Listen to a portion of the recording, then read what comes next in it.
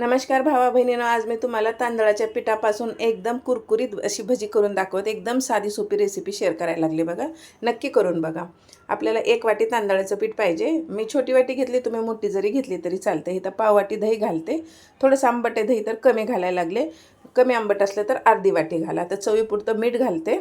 आधी आपण ह्या दह्यामध्ये किती पाणी त्यासाठी आपल्याला आधीच पिठामध्ये चांगलं मिक्स करून घ्यायचं दही, मग पाणी घालायचं, नाही तर पाणी जास्त होईल। आता 1 खोंगाभर पाणी घालते, म्हणजे 2-3 चमचे पाणी घाला, तुम्हाला खोंगा जर नसला समजत तर। अशा पद्धतीने बघा 2 खोंगे पाणी घातले मी, आणि चांगलं असं आपण ह्याला पीठ तिंबतो तसं तिंबून घेतलं। एकदम घट्ट ठेवायचं, पातळ करायचं नाही।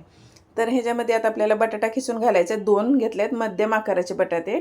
1 वाटीसाठी मी 2 बटाट्याचा वापर केला आहे।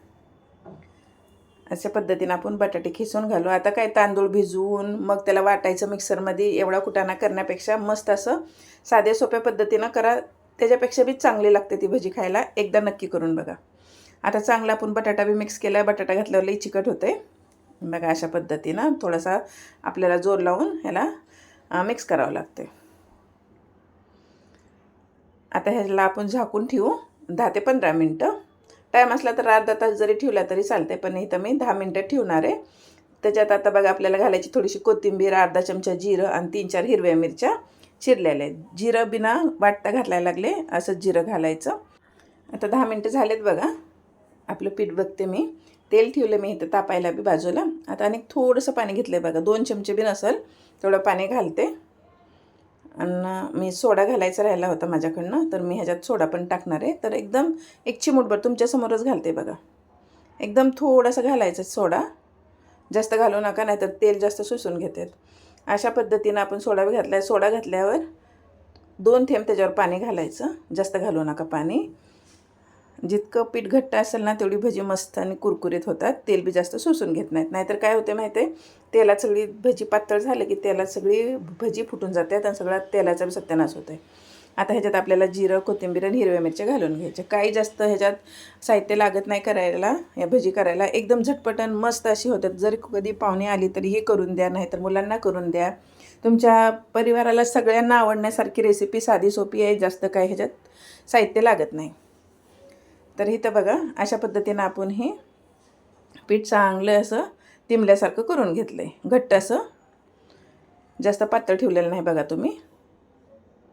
तेल तापलेलं आहे आपलं, तर लगेच ह्याच्यात आपल्याला भजी सोडून घ्यायची तापलेल्या तेलात। छोटी छोटी भजी सोडून घ्यायची, जास्त मोठी मोठी सोडू नका। आणि लगेच सोडल्या डवचाडवची करायची नाही अजिबात। कधी बी भजी घातली की चांगली तळू द्यायची एका बाजूनं, मगच त्याला उलटंपालटं करायचं। जास्त उलटंपालटं करायची गरज नाही ह्या बी भज्याला। मी तुम्हाला दह्याची भजी, दही आणि भाताची भजी बी करून दाखवल्या, ती पण खूप टेस्टी लागतात, ती पण करून बघा। खूप भज्याच्या रेसिपी अपलोड केल्या आहेत, नवनवीन प्रकारच्या भजी आहेत, तुम्ही नक्की करून बघत जावा भावा बहिणींनो। थोडासा सपोर्ट करा मला, व्हिडिओला लाईक करत जावा भावा बहिणींनो। कुणी लाईक करत नाही, नवीन आहे मी यूट्यूबवर। जुन्या यूट्यूबरची लगेच व्हिडिओ बघून लाईक करताना, आमचा व्हिडिओ आला की लगेच ढकलून देतात व्हिडिओला। मग अशा पद्धतीने एका बाजूनी चांगली तळलेत, ढकलून देतात म्हणजे सरकत आहेत, बोटाने लगेच वरी करून देतात। तर त्याच्यासाठी आपल्याला कुणी सपोर्ट करत नाही बघा, नवीन आहे म्हणून थोडा सपोर्ट करा।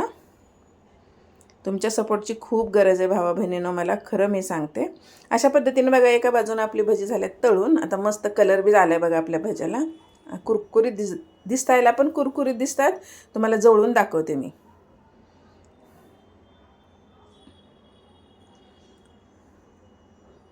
तर बघा मस्त अशी झालेत आपली भजी तयार, काढून घेते। आता ही भजी काढता काढता झाला एक प्रॉब्लेम बघा, ही माझा झारा तुटला त्याच्यामध्ये, भजी उचलायला लागले की हे बघा, हे काहीतरी आपल्या असंच व्हिडिओमध्ये होतं आहे, पण मी हे व्हिडिओमधलं कट करून दाखवलं नाही, असंच तुम्हाला दाखवला व्हिडिओ।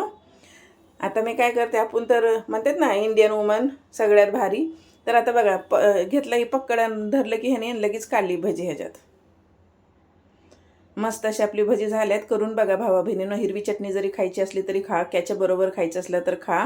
एका ताईनं म्हणले की कॅचअप देत जाऊ नका, बरोबर बोलल्यात ताई तुम्ही पण, नाही देणार आता मी कॅचअप, हिरवी मिरची बरोबर खा। 1 नंबर भजी झाल्यात। धन्यवाद बघितल्याबद्दल।